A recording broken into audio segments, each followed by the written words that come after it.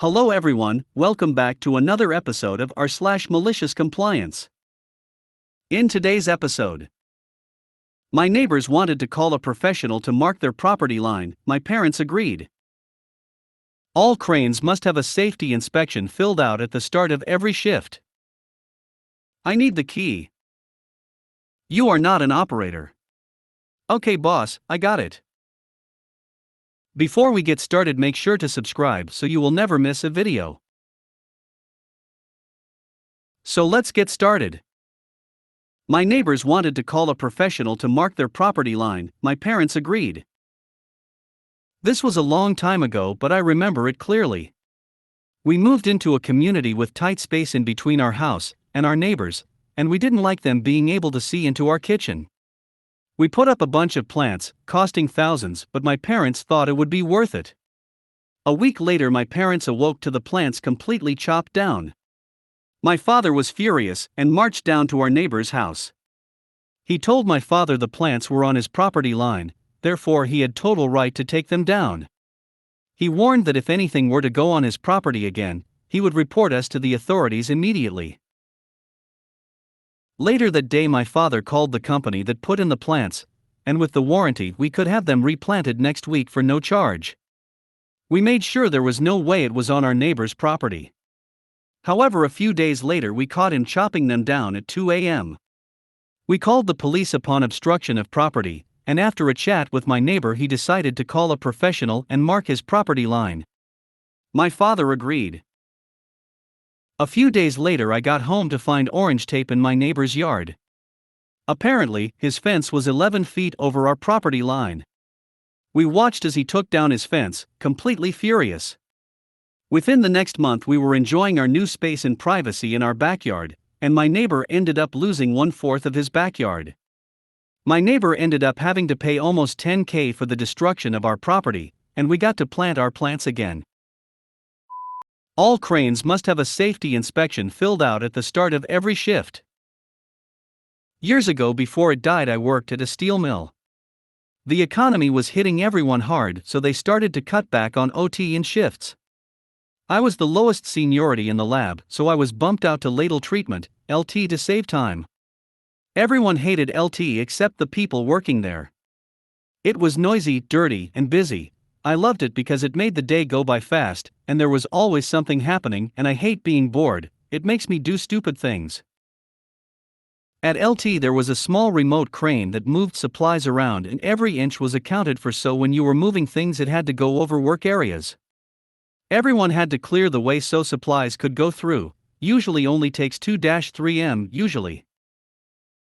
I was the new guy at LT. But while low on the totem pole for the lab, I was probably the fourth highest compared to LT people. Everyone hated it, so transferred as soon as possible. I didn't have a choice, since I was just on loan instead of being laid off. The crane was broke AF. It was missing a wheel. When you have a few tons hanging from a crane, it starts a pendulum effect with the load swinging. I spent a few years in a crane, I knew how to run them. The problem is that a few tons will pull a tiny little crane like this one, and when it pulled to the corner with no wheel, the crane would jerk to a halt and cause even more swing, and so on, and the crane wouldn't move. We had been dealing with it, and it was super dangerous, swinging tons of aluminum coils over people's heads. I had brought it up to the safety team, and they agreed, and together with management came up with the idea that it's okay to be broke AF as long as noon's around. The wheel was ordered but would take months to arrive. I wasn't filling out these little OSHA checklists, because if you marked anything as dangerous you were not allowed to run it by law. My first day shift, the foreman I didn't know, and who never came up to LT, had to get the paperwork since someone was on vacation and noticed I hadn't filled out my daily required checklist.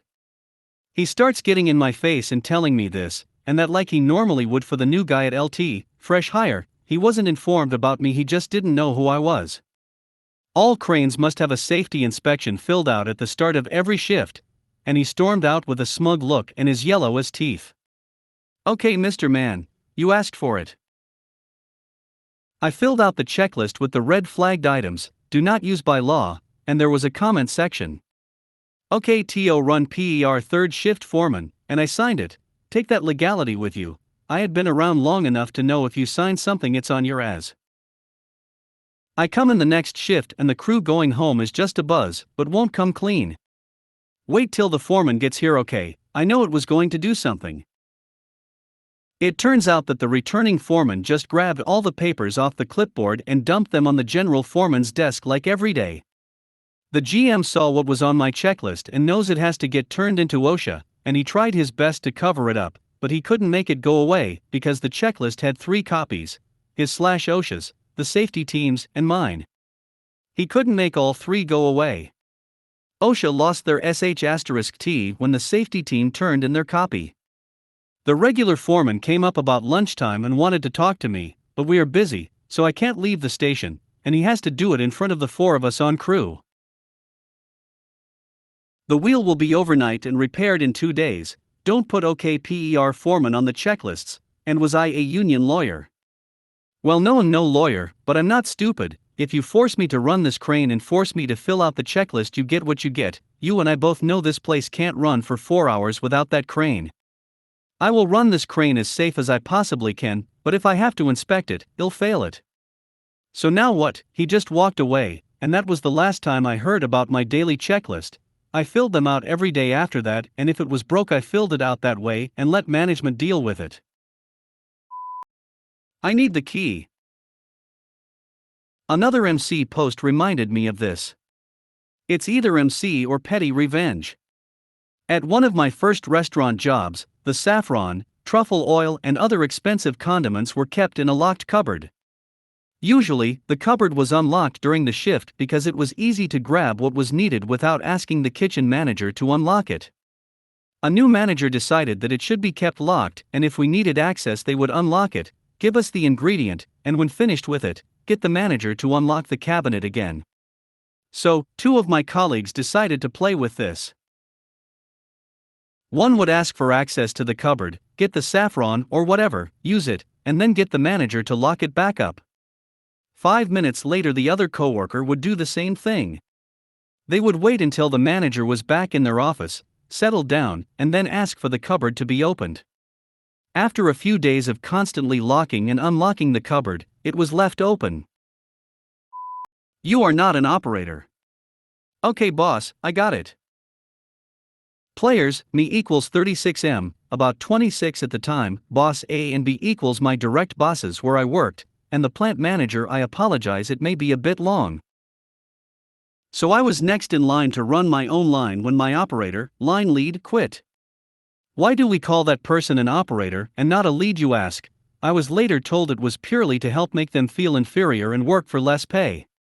The job actually entailed running your own line and crew of 4 or 5 people who would directly report to you. I figured as soon as my operator said he was leaving that I would be asked to replace him. I also knew the last person or 2 who took this promotion did so without a raise for the first year or 2. So when they came and asked me about filling this spot and training my own brand new crew, I said yes. I also told boss A and B at the same time I would gladly do so for 3 months as a trial period. After that I would expect a $1 per hour raise or more. They both initially said this was reasonable, but that they could not guarantee anything. I then said they could find someone else to take the job. $1 per hour was already nowhere near worth the headache. I sure as hell was not going to do it for free. The very next day both of them separately came back to me and assured me the plant manager had agreed to my deal.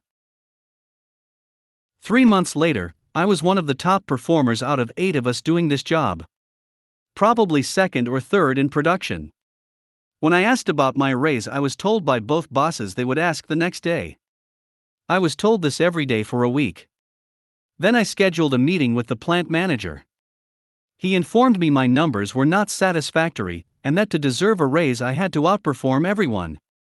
I told him that was not the deal we had agreed to, and that at the end of the week if I was not being paid to be an operator, I would not do the job. I would go back to the job I was titled as, or they could fire me. 3 days later I did just that. I walked in and helped set up part of the line I used to be responsible for, and left the rest to just sit there. An hour later all hell broke loose. Boss A asked what I was doing, so I explained. He simply buried his face in his hands and walked off. Boss B tried to tell me I was not going about this the right way and began running the line himself. 1 hour later, the plant manager arrives and begins screaming at me.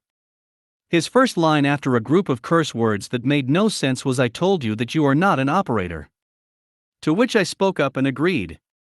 I also reminded him he had just said this in front of about 5 people. He probably spent another 15 minutes screaming and cursing at me while I just laughed.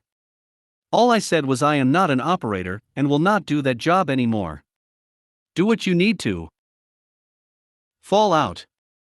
They promoted the next guy below me to the operator spot and gave him a 25-cent raise.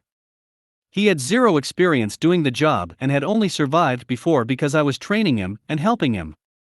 I became his blend line guy, which was basically the top person not in charge on the line. While I ran the line before, we made about 15,000 pounds a day in production with about 85% uptime. The next 3 months we produced about 7,000 pounds a day with maybe 50% uptime. I can only estimate, but Boss B once told me my move may have cost them about $500,000 in production. The amount lost in machine failure and parts, etc., I can't even begin to guess at. Eventually I quit and ended up coming back after I heard the PM had been fired.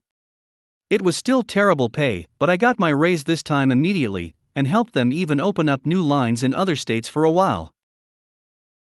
If you made it to the end of the video, thanks for watching. Don't forget to like, subscribe and share, and we will see you in the next video.